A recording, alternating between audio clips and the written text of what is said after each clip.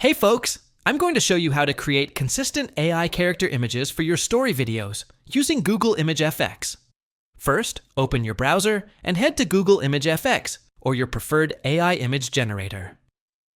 Start by writing a clear prompt, describing your character.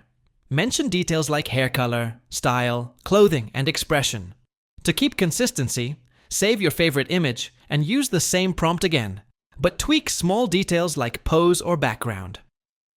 If the tool supports it, upload your previous image to seed the next one so the character stays recognizable. Repeat this process for every scene or variation you need in your video. Organize your images in a folder so you can easily find and use them during editing.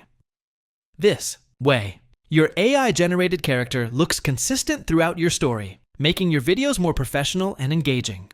Is this video helpful? Then subscribe, and press the bell icon so you never miss any tech video from our channel. And if you have any question or comment, drop it in the comment section. I will try to help you. Thanks for watching. See you in the next one.